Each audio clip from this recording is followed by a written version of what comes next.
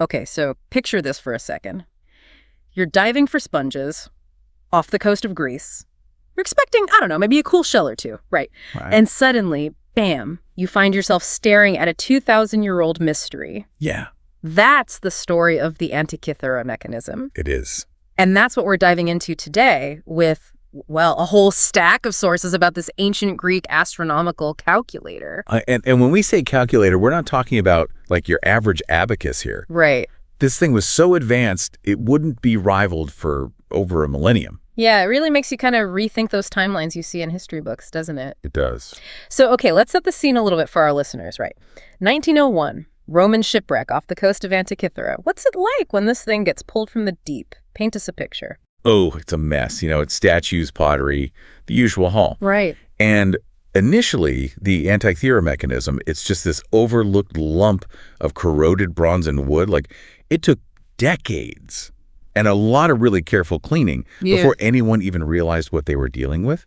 Can you imagine, like, someone meticulously brushing away centuries of sediment only to reveal gears? It's got to be one of those, like, total history-altering moments, right? Absolutely. But, okay, before we get too far ahead of ourselves, let's make sure everyone listening has got a clear picture of what we're even talking about here. What are we looking at? So, in essence, it's an ancient Greek analog computer housed in a wooden case.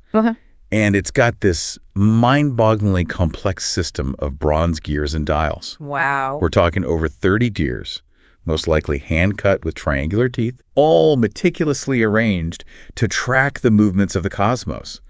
I mean, to achieve this level of sophistication in the 2nd century BC it's incredible. Is nothing short of astounding. It really makes you realize how much we just, like, totally take for granted all of our modern technology. You know?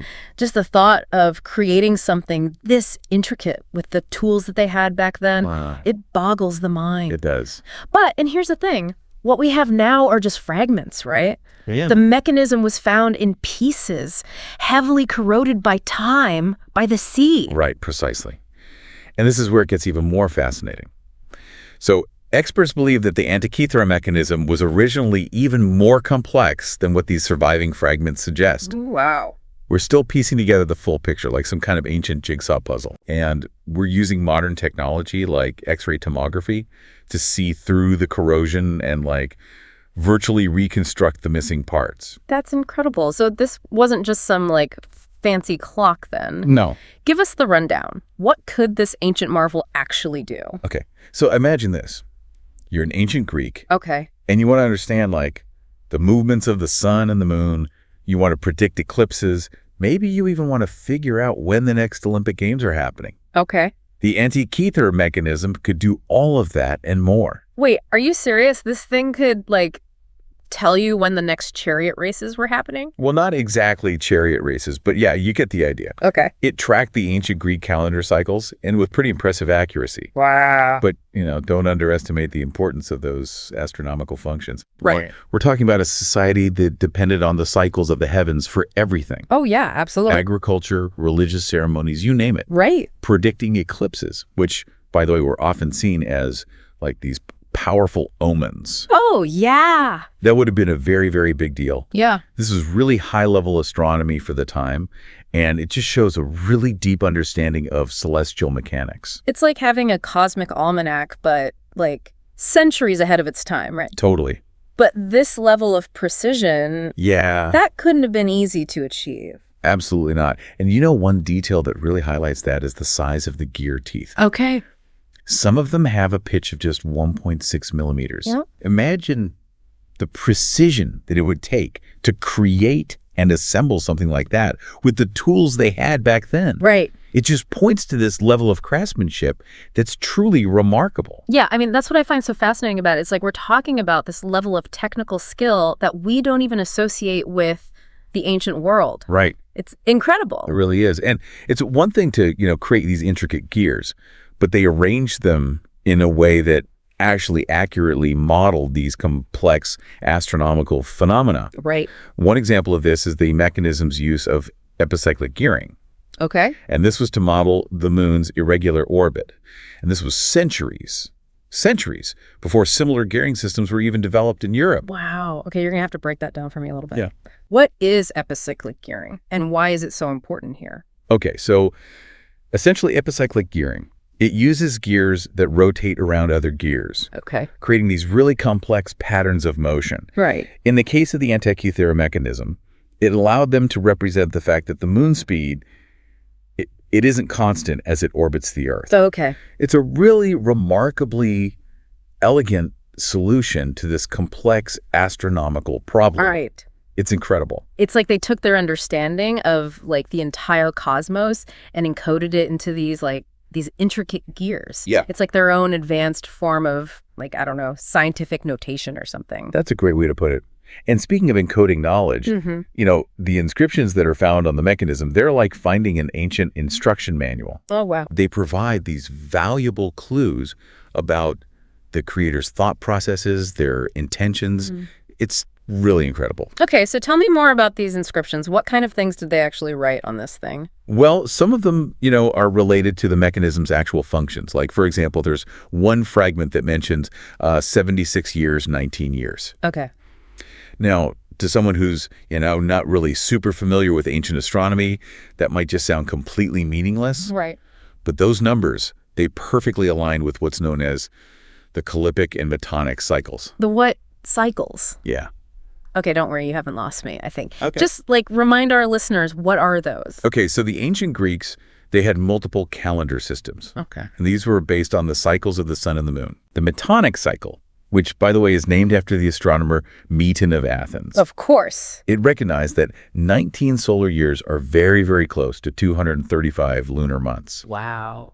And so this cycle, it was used to keep lunar calendars, roughly in sync with the solar year. So it's all about making sure that the lunar months don't drift too far out of sync with the actual seasons. Yeah? Exactly. Now, the Calyptic cycle, which was a refinement by the astronomer Callippus, Right. it's a longer cycle, 76 years, Okay. or 4 Metonic cycles. Got it. And it's even more accurate at aligning the solar and lunar calendars. Wow. And they had this knowledge inscribed on the mechanism itself. Yeah. That's incredible. It's like they wanted to, I don't know, pass on their understanding of these complex cycles to future generations or something. It speaks to this desire to not only create this functional device, but to actually document their knowledge, their understanding of the cosmos. And it gets even more interesting because there are inscriptions that refer to planets. Okay. Which has actually led to a really long-standing debate among researchers. Right, because the big question is, did this thing, the Antikythera mechanism, did it also track the movements of the 5 planets that were known in ancient times? Precisely. Some researchers argue that, the presence of these planetary inscriptions, along with, just the sheer complexity of the mechanism, suggests that it did.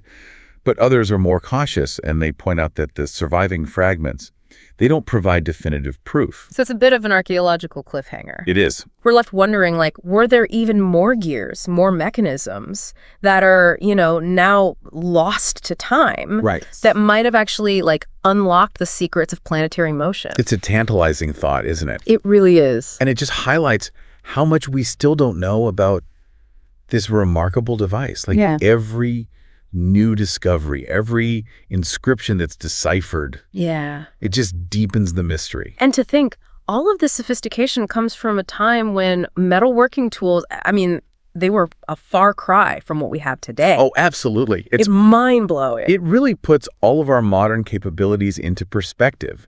Imagine trying to create gears with 1.6 millimeter teeth using, the tools that were available in ancient Greece. It boggles the mind.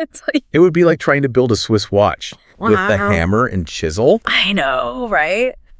It's hard to even fathom that level of, skill and precision. I know. It makes you wonder if these ancient craftspeople, had some kind of superhuman dexterity or something. Well, maybe not superhuman, but definitely exceptional. Right. The Antikythera mechanism, it's a testament not only to their knowledge, but also to the dedication, the artistry of the people who actually built it. Yeah. It really blurs the lines between, science, engineering, and art.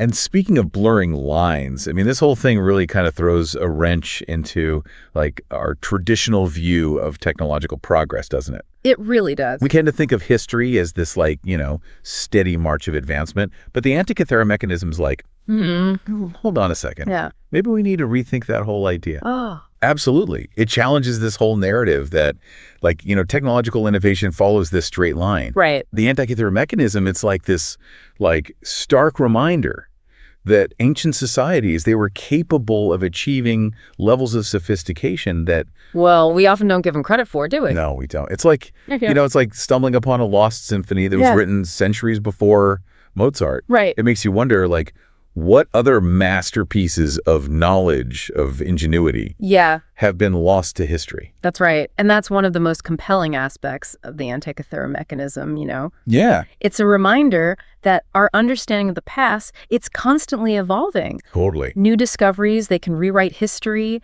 They challenge our assumptions about what previous civilizations were capable of. It's humbling, but it's also exhilarating, It is. Humbling because, like, maybe we're not at the pinnacle of human achievement. Right.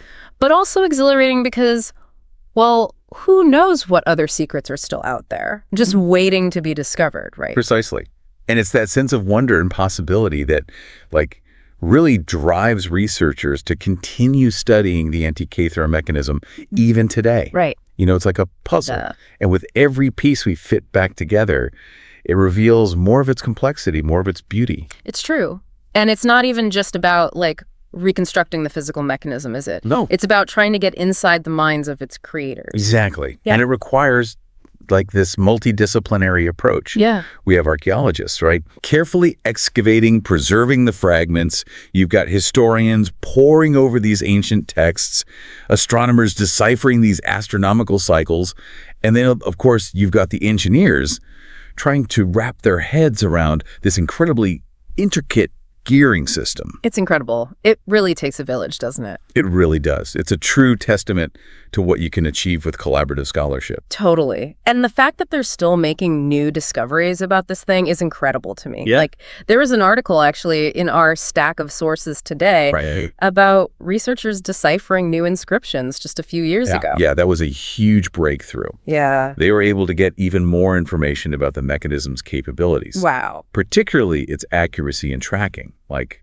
the movements of Venus and Saturn. That's incredible. It seems like with every new discovery, the Antikythera mechanism, it just becomes even more impressive. It really does. It makes you really appreciate, like, the power of human curiosity. Yeah. Our drive to understand the world around us. Yeah. But before we wrap up, I want to bring back to our listeners for a second. Okay. Yeah. What's, like, the key takeaway here? What should they carry with them after listening to this whole deep dive? What about the Antikythera mechanism? Well, I think the most important takeaway is that, the past. Yeah. It's far richer and it's far more complex than we often give it credit for. I agree. The Antikythera mechanism, it stands as this testament to the ingenuity, the knowledge that existed in these ancient cultures. And I think it reminds us all to remain open to new possibilities. Yeah. And to never, ever underestimate the achievements of those who came before us. I love that. Beautifully put. The Antikythera mechanism, it's a reminder that the pursuit of knowledge, it transcends time. It does. It's a story of discovery, innovation, and the enduring power of human curiosity. So to all our listeners out there, the next time you look up at the night sky, think about those ancient astronomers. Yeah. Meticulously charting the movements of the cosmos, encoding their knowledge into those intricate gears, and ultimately leaving behind this legacy. That continues to inspire us millennia later. It's incredible. Who knows what other wonders are out there just waiting for us to, to uncover them, right? This is The Deep Dive, signing off.